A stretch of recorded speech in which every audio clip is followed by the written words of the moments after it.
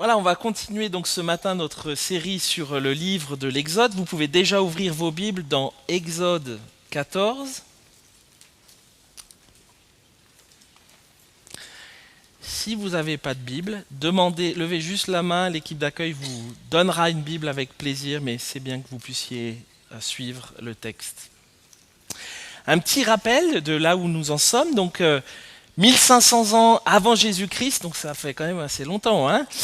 Jacob arrive avec sa famille en Égypte. Combien ils étaient lorsqu'ils sont arrivés? 70.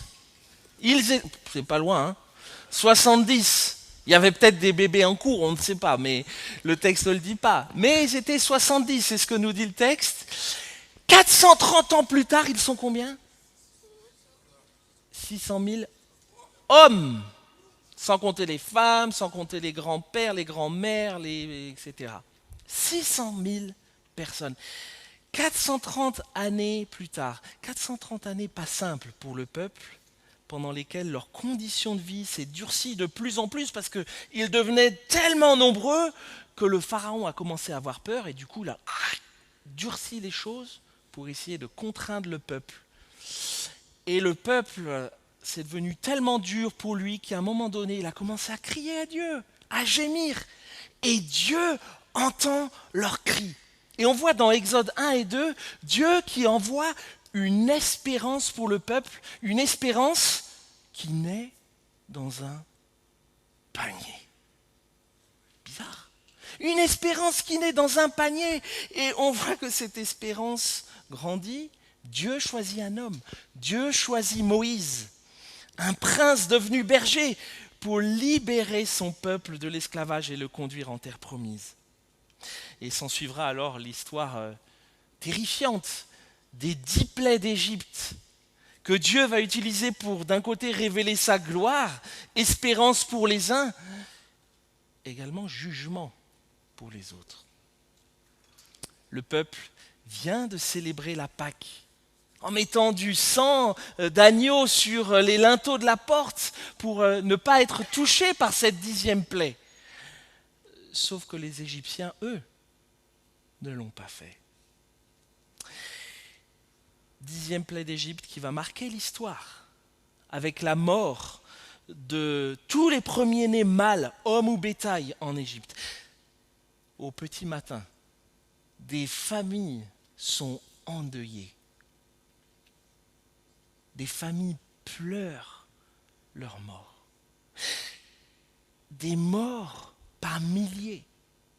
Et des Égyptiens qui n'en peuvent plus et qui disent au peuple, va-t'en. Le pharaon qui arrive aussi à dire à Moïse et à Aaron, levez-vous, sortez du milieu de mon peuple, allez servir l'Éternel, comme vous l'avez dit.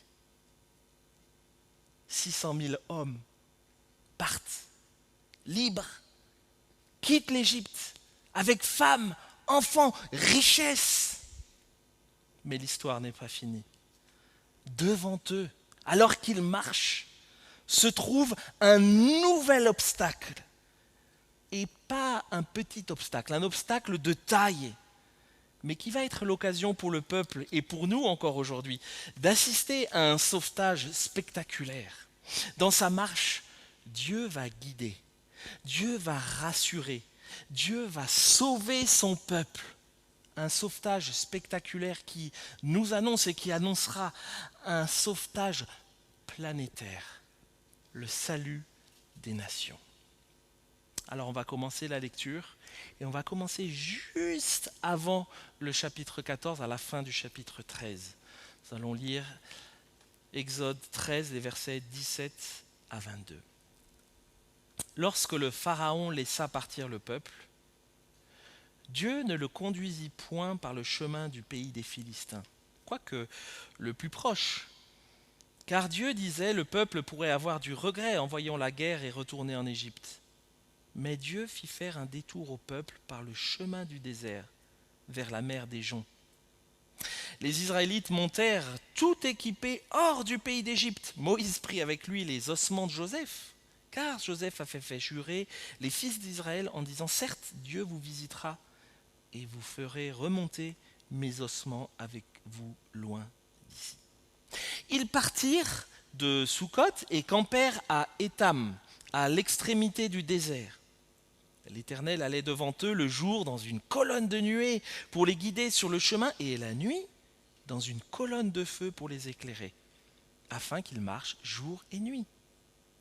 La colonne de nuée ne se retirait pas de devant le peuple pendant le jour, ni la colonne de feu pendant la nuit. Dieu conduit son peuple.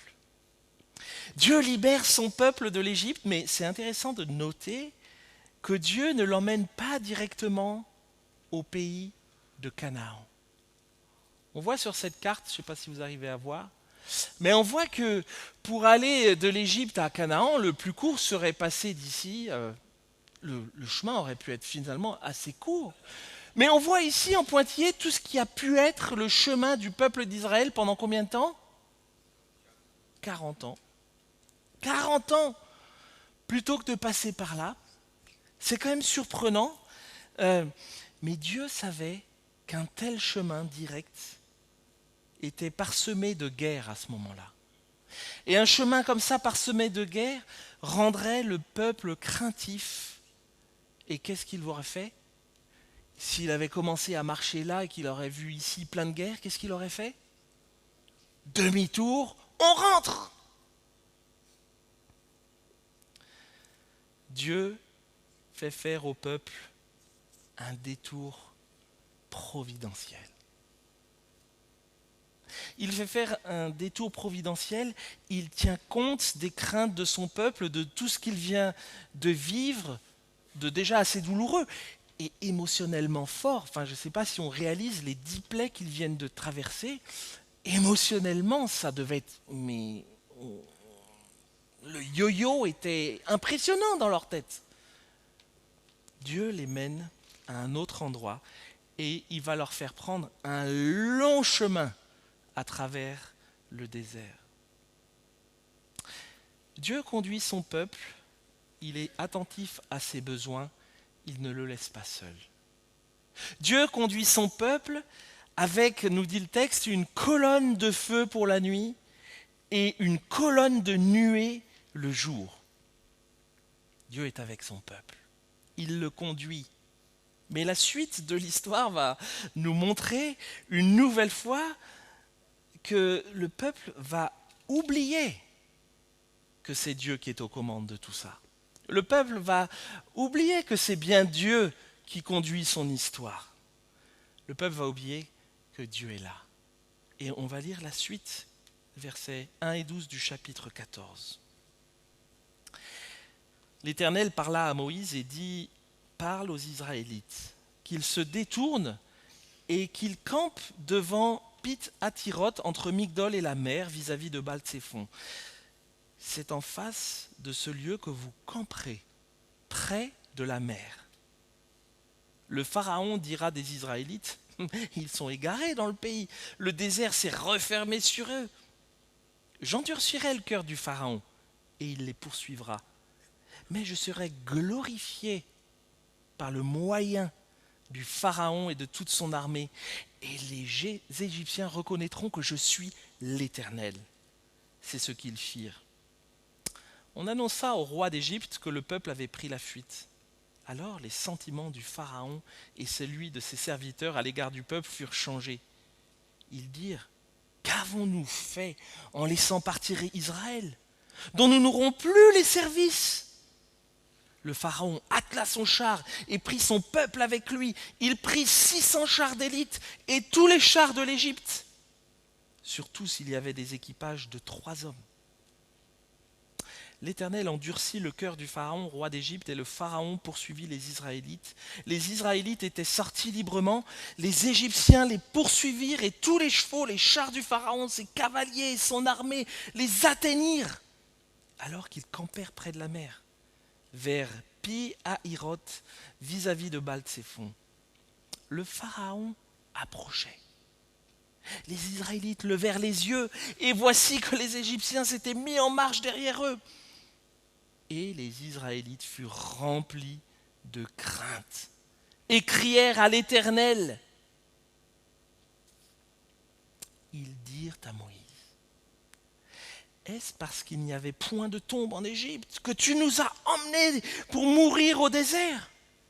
Que nous as-tu fait en nous faisant sortir d'Égypte? N'est-ce pas là ce que nous te disions en Égypte? Laisse-nous servir les Égyptiens, car mieux vaut pour nous servir les Égyptiens que de mourir au désert. Moïse répondit au peuple, soyez sans crainte, restez en place et voyez comment l'Éternel va vous sauver aujourd'hui. Car les Égyptiens que vous voyez aujourd'hui, vous ne les verrez plus jamais. Dieu libère son peuple. Dieu libère son peuple. Et là, on assiste maintenant à un peuple qui est libre, oui, mais avec devant lui une mer et derrière lui 600 chars d'élite. 600 chars d'élite, il faut savoir que l'armée égyptienne à l'époque était l'armée la plus impressionnante armée du monde. Et donc il y a cette mer qui est là et cette armée qui est derrière eux. Et le peuple est dans la crainte. Il est dans la crainte, il est dans la peur. Il ne s'attendait pas à cela du tout. À peine libéré de l'esclavage de l'Égypte, le peuple se retrouve maintenant prisonnier entre la mer et l'armée égyptienne qui est juste derrière. Mais Dieu savait ce qu'il faisait. Dieu savait ce qu'il faisait. Le pharaon, de son côté, lui, doit se dire mais que le peuple est complètement perdu. Complètement, il est ravagé ce peuple. Qu'est-ce qu'il fait aller dans le désert comme ça? Il est KO et il se dit, ouf, là il y a une occasion que je ramène ce peuple chez moi. Le pharaon saisit cette occasion pour poursuivre le peuple. Avoir peur est normal. Je ne sais pas pour vous, mais la peur fait partie de nos quotidiens. Hein. La peur nous maintient alertes et la peur parfois nous protège. C'était normal, on va dire, pour le peuple d'Israël d'avoir peur face à cette armée impressionnante qui arrive à leur trousse et de n'avoir aucune solution pour y échapper si ce n'est la mer qui est là devant eux. Ce qui est important finalement avec nos peurs, c'est ce que l'on en fait. Qu'est-ce que l'on fait de nos peurs? Et la réaction du peuple qui a peur, elle reflète tellement souvent ma propre réaction face à mes peurs. Et j'ose dire, je pense que la réaction du peuple reflète tellement souvent nos propres réactions face à nos peurs. Parce que plutôt que de se tourner vers Dieu, le peuple se laisse dominer par sa peur. Et les conséquences ne sont vraiment pas bonnes. Oubliant complètement la manière miraculeuse dont Dieu vient de les délivrer de l'Égypte, le peuple d'Israël, qu'est-ce qu'il fait? Il blâme Moïse. Est-ce qu'il n'y a pas de tombe en Égypte que tu nous as menés au désert? Que nous as-tu fait en nous faisant sortir d'Égypte? Mais alors, on te l'avait bien dit de ne pas nous faire sortir d'Égypte. Qu'est-ce que tu nous as fait là? Regarde maintenant où nous en sommes.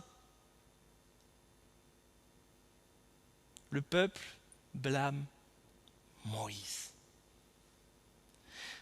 Le peuple a peur, et franchement c'est normal. Mais le peuple d'Israël finit par se laisser guider et contrôler par les émotions que la peur produit en eux. Ils ne voient absolument plus la main de Dieu qui veut les délivrer. Pire, leur peur veut les faire retourner à leur esclavage. Alors que quelques semaines plus tôt, rappelez-vous, ils étaient en train de gémir, Seigneur, délivre-nous, entends-nous, c'est trop dur. Et là, ils sont en train de dire, mais on veut y retourner.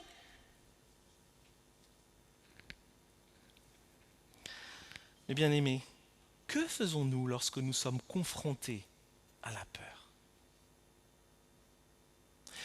Que faisons-nous lorsque nous sommes confrontés à des difficultés financières? Lorsque nous sommes confrontés dans notre couple à des difficultés? Que faisons-nous lorsque la peur est là, que le célibat pèse, que des enfants partent en vrille? Ah oui, parce que je vous explique, ça arrive à tout le monde, ça, hein, y compris les chrétiens. On n'est pas épargnés par ces réalités-là. Que faisons-nous lorsque nous nous retrouvons dans une situation où le travail est difficile, ou que le contrat dans lequel nous sommes n'est absolument pas garanti pour le mois prochain? Que faisons-nous lorsque nous sommes dans une peur parce que nous sommes face à une situation de vie qui nous dépasse complètement? Que faisons-nous lorsque nous sommes dans une situation de peur parce qu'on voit notre famille qui part complètement en cacahuète? Que faisons-nous lorsque nous sommes confrontés à la menace et à la peur? Avons-nous, comme le peuple, le réflexe de blâmer quelqu'un d'autre?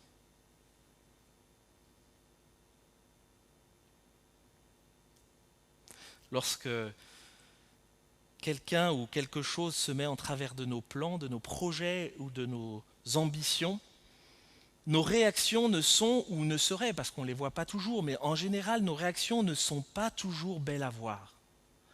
En général, nous sommes en colère. Nous ne sommes pas seulement contrariés, nous ne sommes pas seulement un peu attristés, nous ne sommes pas seulement apeurés, mais nous sommes souvent pétrifiés, paralysés par la peur. Et nous nous effondrons, parfois même nous perdons la tête. Pourquoi? Parce que nos idoles, ces faux dieux qui parfois ont construit notre identité, elles reviennent vers nous. Ces faux dieux reviennent vers nous et ils nous disent, toi, tu as besoin de moi. Et tu sais quoi, tu ne peux pas vivre sans moi. Toi, je suis pour toi et ta vie, sans moi, elle n'a plus de sens. Je suis tout pour toi. Sers-moi ou bien tu mourras. Voilà ce qu'elles nous disent. Nos idoles, ces faux dieux qui reviennent à la charge, particulièrement dans les moments où nous sommes le plus vulnérables, dans la peur. Viens vers moi. Tu as besoin de moi. Accroche-toi à moi. Et c'est là le problème du peuple d'Israël face à la peur et à l'épreuve.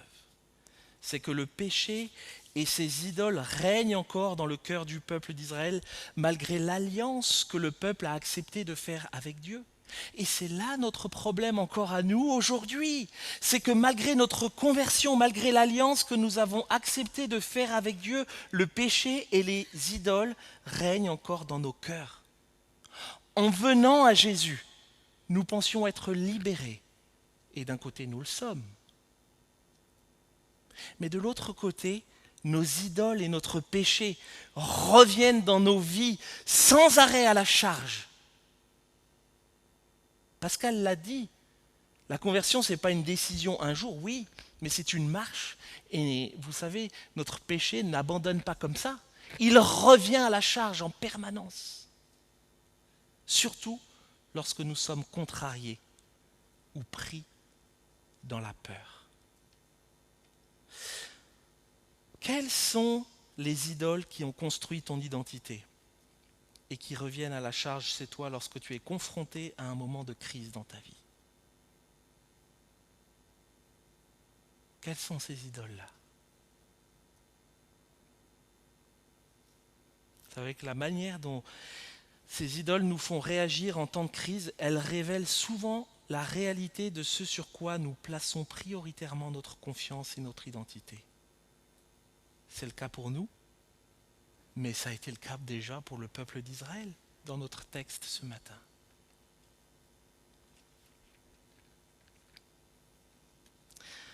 Dans le texte que nous avons lu, il il est mentionné 9 fois le mot char pour les Égyptiens. Alors que les Israélites, eux, ils marchent comment? À pied. 9 fois le mot char pour les Égyptiens et les Israélites, le peuple, marche à pied. Soulignant ainsi à vue humaine la suprématie du Pharaon sur le peuple d'Israël. C'est parfois ce que nous pourrions écrire ou ressentir en parlant de nos vies, de nos épreuves. Nous pourrions parler de chars d'élite qui sont là et qui nous poursuivent. Oui, les dangers et les défis seront parfois beaucoup plus forts que nous.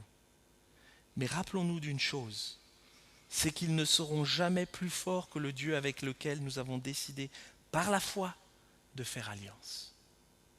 Jamais. Et c'est ce que la suite du texte nous rappelle. On va lire la suite, versets 13 à 20. Moïse répondit donc au peuple, soyez sans crainte, restez en place et voyez comment l'Éternel va vous sauver aujourd'hui. Car les Égyptiens que vous voyez aujourd'hui, vous ne les verrez plus jamais. L'Éternel combattra pour vous et vous gardez le silence. L'Éternel dit à Moïse, pourquoi cries-tu vers moi? Parle aux Israélites et qu'ils se mettent en marche. Toi, lève ton bâton, étends ta main sur la mer et fends-la. Les Israélites entreront au milieu de la mer à pied sec. Quant à moi, je vais endurcir le cœur des Égyptiens pour qu'ils y entrent derrière eux. Je serai glorifié par le moyen du Pharaon et de toute son armée, de ses chars et de ses cavaliers, et les Égyptiens reconnaîtront que je suis l'Éternel, quand j'aurai été glorifié par le moyen du Pharaon, de ses chars et de ses cavaliers. L'ange de Dieu, qui allait devant le camp d'Israël, partit et alla derrière eux, et la colonne de nuée partit devant eux et se tint derrière eux. Elle se rendit entre le camp des Égyptiens et le camp d'Israël. Elle était pour les uns nuée et ténèbres, et pour les autres elle éclairait la nuit. Ils ne s'approchèrent pas les uns des autres pendant toute la nuit. Bien-aimés, quelles que soient les épreuves que nous traversons, quelles que soient ces épreuves que nous traversons aujourd'hui, Dieu a racheté notre passé. Dieu a racheté notre présent. Dieu a racheté notre futur. Nous ne sommes pas errants. Nous connaissons notre destinée. Comme pour le peuple, notre Dieu est celui qui ferme notre marche, mais il est aussi celui qui l'ouvre et qui la devance. Nous ne sommes pas seuls dans cette marche. Dieu nous rassure, Dieu nous protège. Et dans cette salle, je ne sais pas ce que tu vis, ce que tu traverses, mais cette promesse que Dieu te précède et devant toi, derrière toi, elle est vraie, cette promesse pour toi, quel que soit ce que tu traverses. Le roi David, il l'a expérimenté pour nous. Et c'est ça que je trouve beau aussi dans les psaumes, c'est qu'on voit des expériences de vie qui nous montrent comment justement saisir ces promesses de Dieu pour nous. Parce que parfois on se dit non, je suis un chrétien, je ne devrais surtout pas me plaindre auprès de Dieu. Je n'ai pas dit murmurer, j'ai dit me plaindre. Et on voit dans le psaume 13 qu'on va lire ensemble un exemple beau de voir comment une confiance renouvelée en Dieu produit la paix finalement. Au chef de chœur, psaume de David.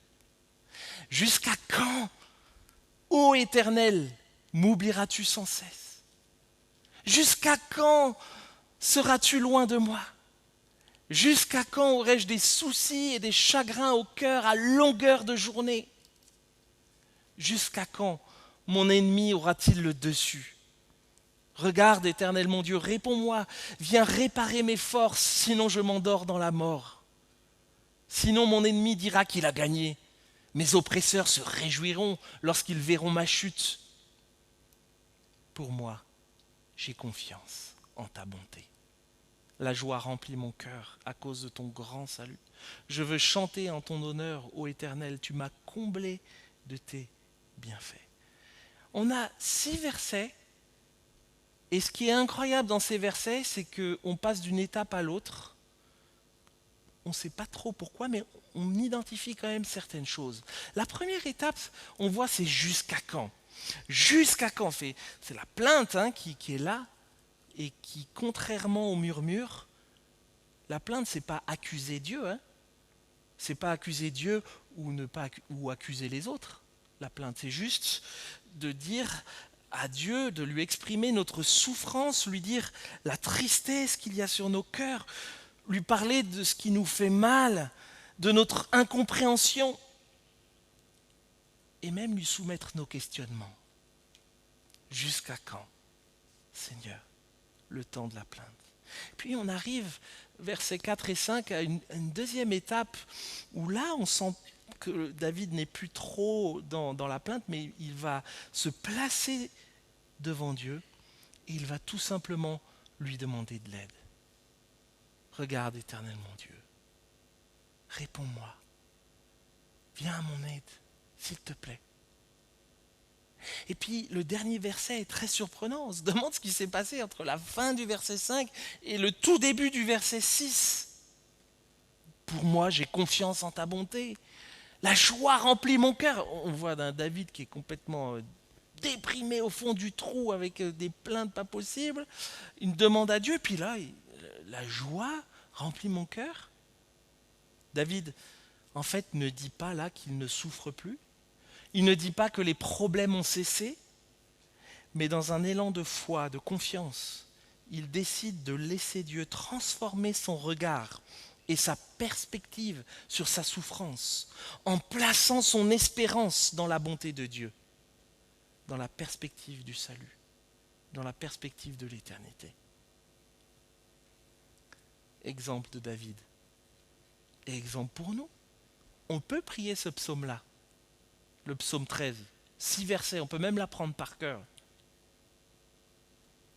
Dieu conduit son peuple, il le rassure et il le protège.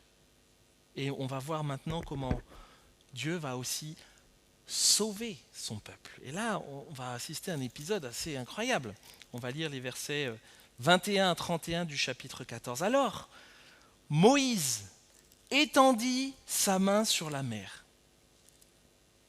L'Éternel refoula la mer toute la nuit par un puissant vent d'est. Il mit la mer à sec et les eaux se fendirent. Les Israélites entrèrent au milieu de la mer à pied sec et les eaux furent pour eux une muraille à leur droite et à leur gauche. Les Égyptiens les poursuivirent et tous les chevaux du Pharaon, ses chars et ses cavaliers entrèrent après eux au milieu de la mer. Pendant la veille du matin, l'Éternel regarda de la colonne de feu et de nuée le camp des Égyptiens et mit en désordre le camp des Égyptiens. Il écarta les roues de leurs chars et en alourdit la marche. Les Égyptiens dirent alors: fuyons devant Israël, car l'Éternel combat pour eux contre les Égyptiens. L'Éternel dit à Moïse: étends ta main sur la mer, et les eaux reviendront sur les Égyptiens, sur leurs chars et sur leurs cavaliers. Moïse étendit sa main sur la mer. À l'approche du matin, la mer revint à son niveau habituel. Les Égyptiens s'enfuirent à son approche, mais l'Éternel précipita les Égyptiens au milieu de la mer. Les eaux revinrent et couvrirent les chars, les cavaliers et toute l'armée du Pharaon qui était entrée dans la mer derrière les Israélites, et il n'en resta pas un seul. Mais les Israélites marchèrent à pied sec au milieu de la mer, et les eaux étaient pour eux une muraille à leur droite et à leur gauche. Ce jour-là, l'Éternel sauva Israël de la main des Égyptiens, et Israël vit les Égyptiens morts sur le rivage de la mer. Et là, ce dernier verset, il me bluffe. Je me dis, mais avec tout ce qu'ils ont vu avant, ils n'ont toujours pas compris, il n'y a que maintenant qu'ils vont dire ça. Mais on va voir que la suite de l'Exode, ça ne leur suffira pas. Israël vit par quelle main puissante l'Éternel avait agi contre les Égyptiens. Le peuple craignit l'Éternel. Ils crurent en l'Éternel et en Moïse, son serviteur. Je ne sais pas si vous avez déjà essayé, quand vous êtes au bord de la mer, d'ouvrir la mer en deux, ou essayer de faire un barrage et d'essayer qu'elle ne passe pas. Quand on est enfant, et même pas que les enfants d'ailleurs, c'est ce à quoi on s'amuse quand on va au bord de la mer. Et puis on essaie de machin, mais ça ne dure pas longtemps parce que soit on s'enfonce dans le sable. Dieu ouvre la mer en deux.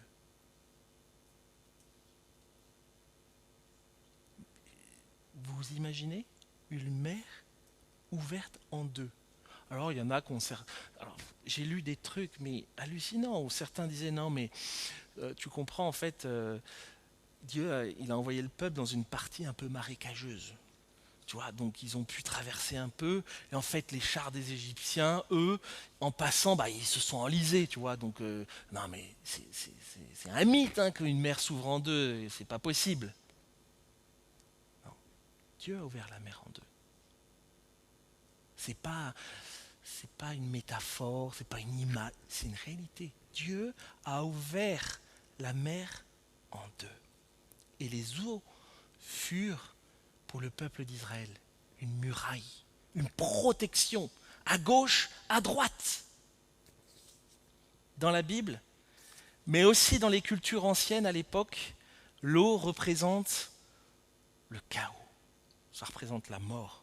D'ailleurs, on le voit hein, au début de l'Exode, hein, c'est dans le fleuve, dans l'eau, que Pharaon ordonne de jeter tous les garçons premiers-nés du peuple d'Israël. Vous vous rappelez de cet épisode-là hein? L'eau représente la mort, et pourtant, on voit dès le début de la Genèse, dans les premiers versets du chapitre 1, on comprend que l'Esprit de Dieu vient à la surface de l'eau qui est là, et alors les choses se créent. Elles s'ordonnent. Dieu utilise le déluge comme un jugement pour le monde qui refuse d'écouter Dieu à l'époque de Noé. Et certains vont parler à ce moment-là de décréation. Ouais, la création est anéantie, on a une décréation. Lorsque le Pharaon a endurci son cœur, il a laissé en quelque sorte la décréation et le chaos s'installer. Et finalement, les 10 plaies d'Égypte sont une sorte de décréation en réponse à l'endurcissement du Pharaon. Et finalement, on comprend que si nous nous détournons de Dieu, notre Créateur, en fait, on se détourne de sa création, et c'est alors que l'on introduit dans notre vie la décréation. Et cette décréation, elle mène au chaos. Elle mène au chaos. Mais Dieu veut sauver son peuple, voulant lui montrer que le chaos n'est absolument pas la finalité d'une vie avec Dieu. Dieu sauve son peuple en le faisant traverser la mer Rouge et en balayant le Pharaon et son armée. On ne voit pas si le Pharaon est mort là. J'ai eu la question cette semaine. Mais le psaume qu'on a lu ce matin dans la louange nous le dit clairement au verset 15 du psaume 136. Dieu balaye le Pharaon et son armée. De la même façon, Jésus a accompli son œuvre de sauvetage pour nous sur la croix, alors que nous étions encore pécheurs. La foi chrétienne, elle a cette particularité par rapport à toutes les autres religions. Je ne suis pas un expert des autres religions, mais en tout cas, je n'en connais pas une qui se rapproche de la foi chrétienne. Parce qu'on a un Dieu qui nous dit « Soyez sans crainte ». On a un Dieu qui nous dit « Soyez sans crainte, je combats pour vous ». Soyez sans crainte, regardez la délivrance que je vous apporte. La grâce de Dieu, elle nous dit « Reste tranquille ». La grâce de Dieu, elle nous dit « Reste tranquille ». Dieu va se battre pour toi. Ce combat, tu ne peux pas le mener toi-même. Tu ne peux même pas d'ailleurs y contribuer. Dieu veut nous rappeler que notre délivrance est le fruit de son œuvre uniquement. Et c'est l'une des particularités du christianisme par rapport à toutes les autres religions. Les autres religions, vous savez, c'est un peu comme construire un pont. Un pont comme ça. Donc comme on construit un pont, on pose des piliers, Et puis dessus, on vient mettre la route, ou enfin le support pour pouvoir traverser. Et on pose des piliers de pont et puis un autre et on construit le pont dessus. Mais le pont, finalement, il va s'arrêter là où se trouve notre dernier pilier. Finalement, on s'efforce de tout faire pour traverser l'eau. Et c'est un processus qui, on l'espère en tout cas, nous mènera par nos propres efforts de l'autre côté du rivage. Ouais, mais avec Dieu et avec le Dieu de la Bible, avec notre Dieu, il n'y a pas de processus. Soit nous sommes sauvés, soit nous ne le sommes pas. Soit nous nous plaçons sous la protection de Dieu en entrant dans son alliance, soit nous ne le sommes pas. Soit nous sommes chrétiens, soit nous ne le sommes pas. Il n'y a pas de milieu de processus. Le peuple blâme Moïse face à la peur. Et pourtant Dieu sauve son peuple d'une manière spectaculaire. La mer se fend en deux et le peuple la traverse à pied sec.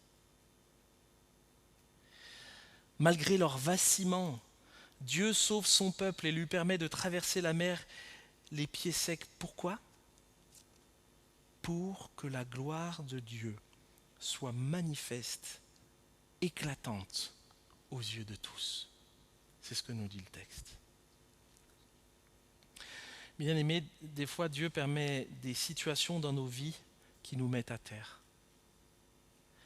Des situations douloureuses, des situations parfois qui nous rongent, qui nous angoissent, qui nous empêchent de trouver le sommeil ou de le conserver durant la nuit et qui finalement finissent par nous mettre à terre.